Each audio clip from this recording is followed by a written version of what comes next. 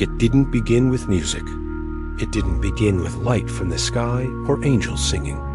It began with a decree, a notice sent out across the empire, cold, official, impersonal. Caesar Augustus had ordered a census. Every person was required to return to the town of their ancestry to be registered. For most people, it was an inconvenience, a disruption to routine. For Mary and Joseph, it would change everything. Joseph folded the parchment slowly, reading the words again, even though they hadn't changed. Bethlehem, his hometown, roughly 90 miles from Nazareth. On foot, Mary was sitting nearby, resting. Her hands instinctively moved to her belly, now heavy with life. She didn't need Joseph to explain. She could see it on his face. They both knew what this meant. The timing couldn't have been worse.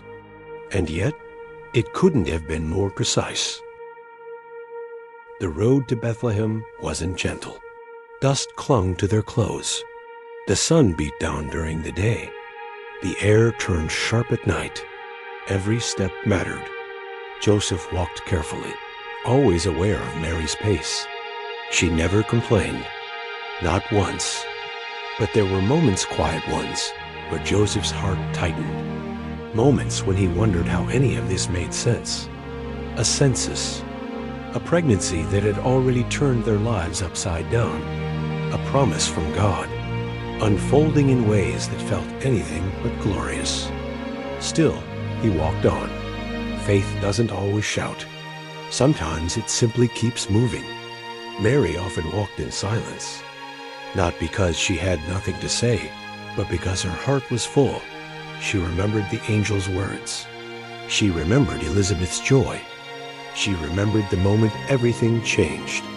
And now here she was walking toward Bethlehem, the city of David, the place the prophets had spoken of.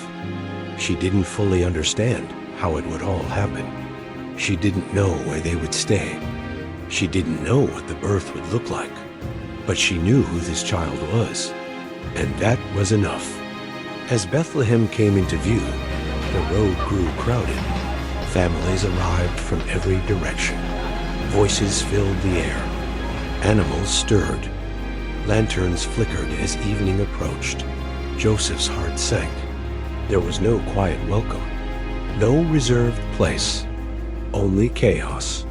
He went door to door, each time a shake of the head, a weary apology, a closed door, no room. Again and again, no room. Mary felt the weight of the moment, not just physically, but spiritually. This was the night. She knew it. The child was coming. Joseph could hear it in her breathing. He could see it in her eyes. Fear brushed against his faith. Had he failed her? Had he misunderstood God? But then one final offer. Not a room, not an inn, a stable. It wasn't much. Rough walls, the smell of animals, a feeding trough in the corner. But it was shelter. Joseph nodded. Mary was tired and agreed. They stepped inside, and there in a place meant for animals, under a low roof, with no witnesses except straw and breath. The moment arrived. No royal announcement, no crown, no applause, just pain and courage and love. Mary gave birth, and when she held him for the first time, the world didn't stop spinning, but heaven leaned close. She wrapped him carefully in cloth, simple strips of fabric, the kind used for warmth and protection. Joseph stood beside her, tears in his eyes, hands shaking as he reached out. This was him, the child the angel spoke of, the Savior, the promised King, lying quietly in a manger. No palace welcomed him. No soldiers guarded the door. The King of Kings entered the world the same way we all do, vulnerable and dependent. God didn't arrive in power. He arrived in humility. Mary looked down at her son, his tiny fingers curled, his breath steady, This was the miracle. Not fireworks, not spectacle, but God choosing closeness, choosing to be known, choosing to be with us. Joseph knelt nearby. In that moment, all the confusion faded. The whispers, the fear, the long road. This child was worth it. Every step, every sacrifice.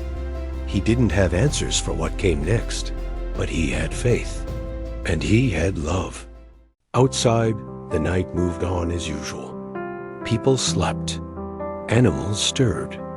The world remained unaware, but everything had changed. Hope had taken a breath. This wasn't how anyone expected salvation to arrive, but maybe that was the point. God didn't come to impress us. He came to reach us, not from above, but from among. In a stable, in the quiet, in the ordinary, God stepped into our story. And this was only the beginning, because while the city slept, heaven was already preparing the next announcement, not to kings, not to rulers, but to shepherds watching their flocks in the dark. Joseph and Mary's journey didn't end in comfort, but it ended in promise. And that promise was now breathing, crying, and resting in their arms. In part 4, we step into the fields outside Bethlehem, where heaven breaks. The silence and ordinary shepherds become the first witnesses of extraordinary news. Stay with me as we continue this journey, because Christmas is more than a story. It's a promise unfolding. Thank you so much for watching, and we'll see you on the next one.